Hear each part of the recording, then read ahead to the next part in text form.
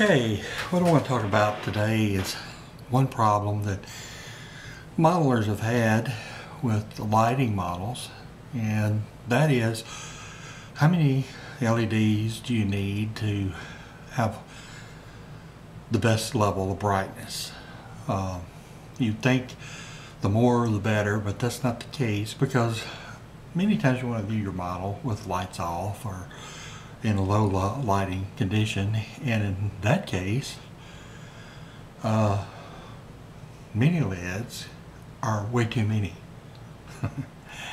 So as a possible solution for this, one of the options that I've been investigating and I'm pretty happy with is these cheap dimmers. They're available on eBay. They run around $3 to $4 a piece, and they'll accept up to 24 volts and control up to 8 amps, which that's quite a bit of current, more than you'll be using in probably any model to run the lighting. So I've got my meter set up. The common or black cable is connected. The red cable is on volt ohm milliamp range.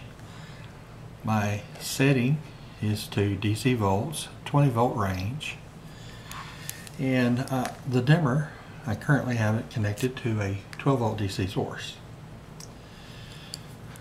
So if I actually look at the input, we see it's 12.58 with no load condition.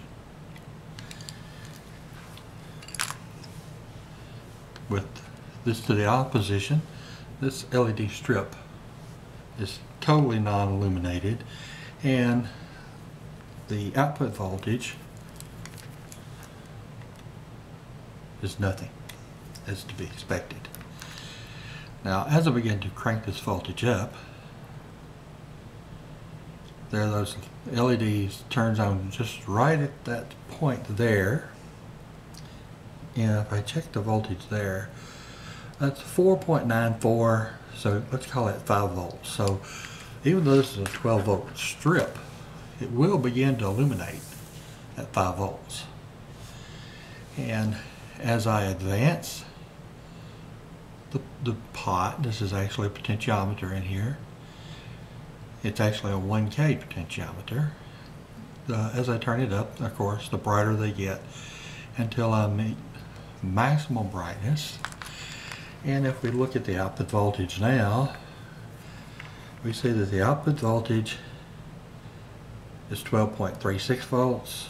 Input voltage is 12.35 or 36 volts. So with full load, you did see it dropped a bit from the no load condition, but it's still perfectly fine as far as being able to drive the LEDs and provide sufficient voltage. And like I said, again, this is rated at up to 8 amps and 24 volts.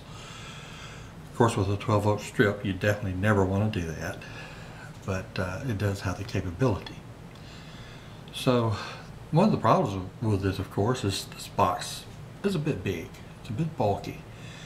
If you wanted to put it in your model, of course, you'd want to actually have 2 supply lines driving your model. One going to your lighting source, and it would be on the dimmer, and then another supply line going to your electronics, because you definitely wouldn't want to vary the voltage to your flasher circuits or your microcontroller or whatever you might be using. So I went ahead and took another one of these apart so we could get a better look at it. And of course, it's got the 4 screws that hold it together. I checked the value of the potentiometer, and it's a 1K potentiometer or pot. This is actually held in place by 2 screws, which I removed them.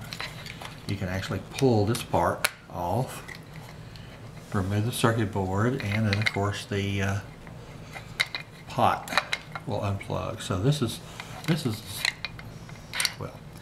the circuit board that you're left with. So that is pretty small. That could be easily put in the base of a model to supply a variable level voltage for the lighting system.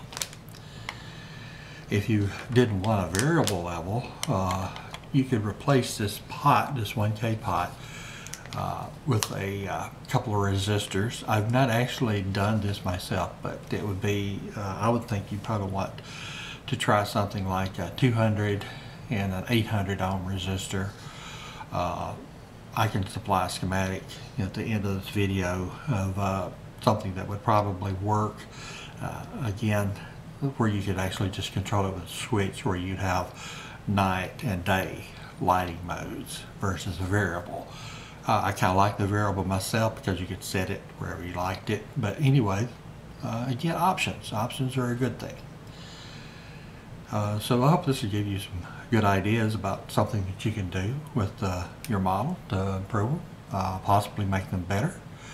And if you have any questions, just leave a comment.